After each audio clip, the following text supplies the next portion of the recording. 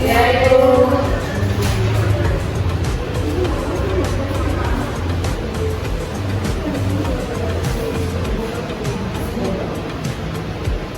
Indiani Badruddin, Ibu. Nurul Hikmah, Muhajir, Nelly Adriani, Kaniati, Elisa, Sri Rahai Sarfa, Rizky Gabaunan, Siti Nurgafur, Nurahda.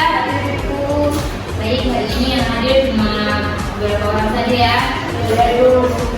Langsung saja hari ini kita membahas materi selanjutnya, yaitu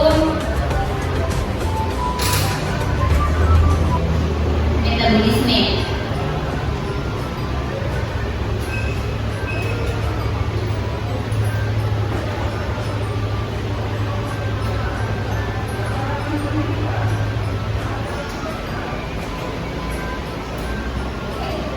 Apakah yang di belakang lihat? Iya, Ibu. Baik.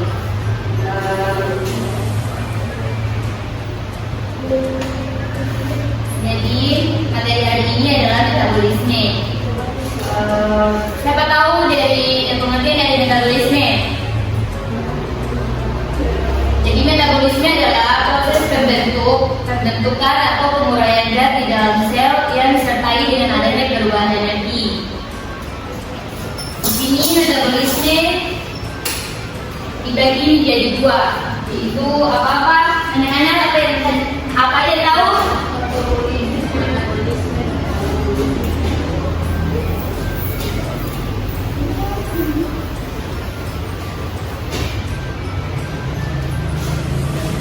Dan proses metabolisme dibedakan menjadi dua, yaitu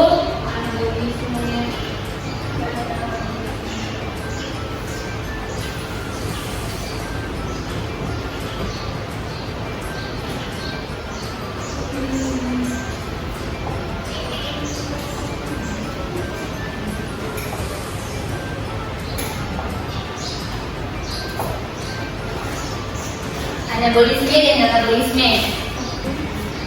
Jadi anabolisme adalah proses pembentukan, contohnya fotosintesis, kemosintesis, sintesis lemak, dan sintesis protein. Sedangkan katabolisme yaitu proses penguraian, contohnya seperti respirasi sel dan fermentasi.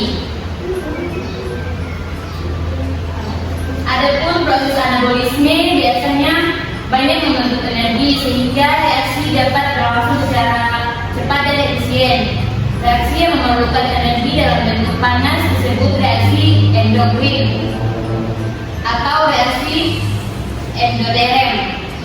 Reaksi endokrin contohnya panas dari lingkungan yang membuat es meleleh. Sedangkan contoh dari reaksi endoterem, cahaya matahari menjadi endokrin yaitu cahaya matahari yang membentuk energi kimia yang dapat digunakan untuk bahan bakar pada proses kehidupan mereka. Sedangkan endoterem yaitu panas dari lingkungan yang membuat es meleleh. Sebaliknya pada proses katabolisme banyak energi dibebaskan ke lingkungan berupa energi panas. Suatu reaksi di mana terjadi pelepasan energi disebut reaksi eksogenik dan reaksi eksoterem.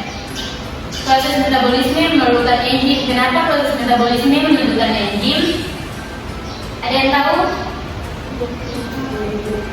Karena enzim adalah salah satu beberapa gugus polipeptida atau protein yang berfungsi sebagai katalis. Senyawa yang mempercepat proses reaksi tanpa habis bereaksi. Dalam suatu reaksi kimia, enzim bekerja dengan cara menempel pada permukaan molekul zat-zat bereaksi. Dengan demikian mempercepat proses reaksi. Percepatan terjadi karena enzim menurunkan energi pengaktifan. Dengan sendirinya akan mempermudah terjadinya reaksi. Sebagian besar enzim bekerja secara pas, yang artinya setiap jenis hanya dapat bekerja pada suatu macam senyawa atau reaksi kimia. Ada pula sifat-sifat engine. Yang pertama yaitu engine adalah protein. Dan yang kedua, engine bekerja secara spesifik atau khusus. Yang ketiga, engine berfungsi sebagai katalis atau biokatalisator, mengubah kecepatan reaksi dan tidak mengubah hasil akhir dari kesimbangan reaksi. Selanjutnya, engine diperlukan dengan jumlah sedikit. Dan yang terakhir, engine dapat bekerja secara bolak-balik. Jadi sifat-sifat engine itu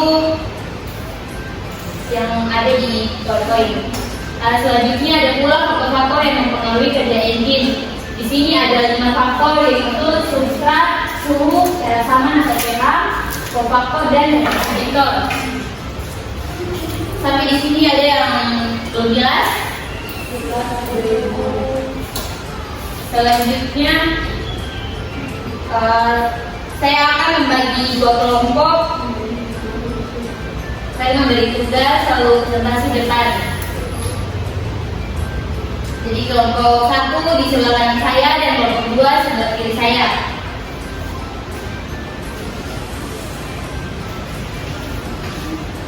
Jadi kelompok 1, kelompok 2. Kalau kalian bekerja nanti soal saya lagi.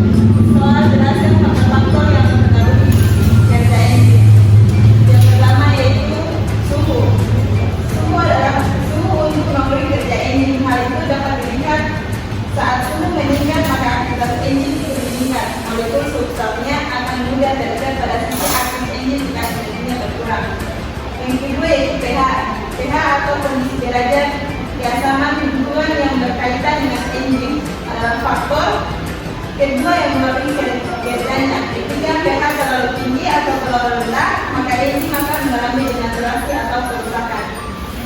Yang ketiga yaitu aktivator, adalah molekul yang memudahkan enzim dan substrat untuk terpikat dan bekerja dengan baik. Keberadaan aktivator mempercepat kerja enzim. Yang keempat yaitu inhibitor, memiliki cara kerja berkebalikan dengan aktivator. Inhibitor justru menghambat ikatan enzim dengan substratnya. Ada dua jenis inhibitor enzim, yaitu inhibitor kompetitif dan inhibitor non kompetitif.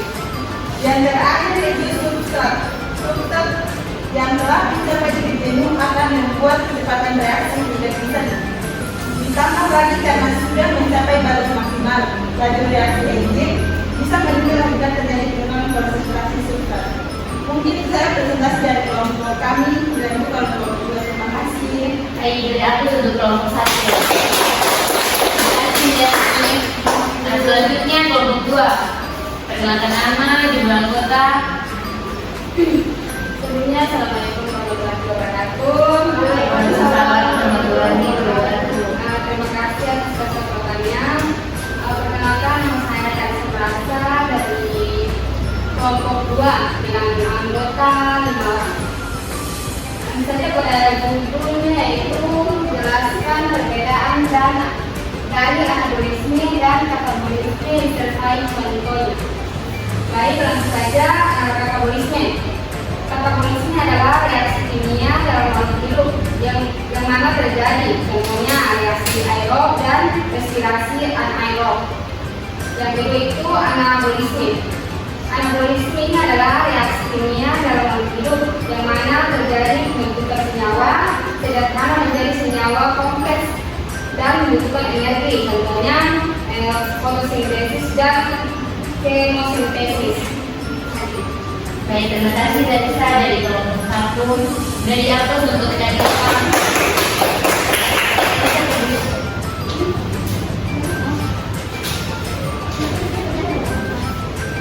Baik, materi kita hari ini, apakah dari anak-anak ada yang bisa sebutkan materi yang kita bahas hari ini?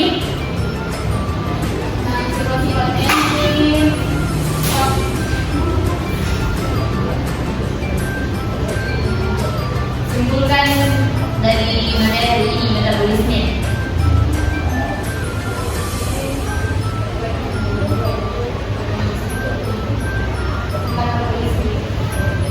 Ya, apalagi?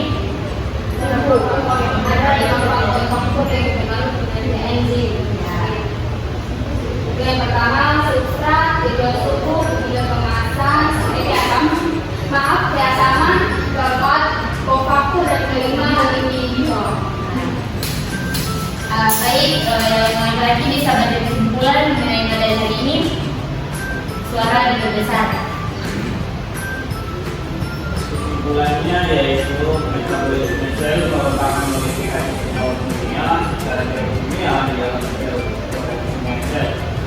Metabolisme sel mencakup sintesis anabolisme dan kembali katabolisme. Molekul organik kompleks enzim yang dikenal pula sebagai jalur metabolisme. Katabolisme yaitu reaksi yang mengurai senyawa organik dari molekul untuk mendapatkan energi. Anabolisme yaitu reaksi yang merangkai senyawa organik dari molekul tertentu untuk diserap oleh sel tubuh. Baik, terima kasih. Siapa namanya? Lanjut. Mungkin sampai di sini saja pertemuan kita di minggu ini. Jangan lupa minggu depan pertemuan selanjutnya kita akan membahas tentang uni atau jamur. Jadi ibu minta buat ringkasan sebelum proses belajar mengajar ya. Nanti sampaikan kepada teman-teman yang belum sempat hadir hari ini agar bisa hadir di depan. Apakah ada pertanyaan? Oke, jika tidak, Saya akhiri lebih dan kurangnya saya mohon maaf bila kita berondel. Assalamualaikum warahmatullahi wabarakatuh. Waalaikumsalam.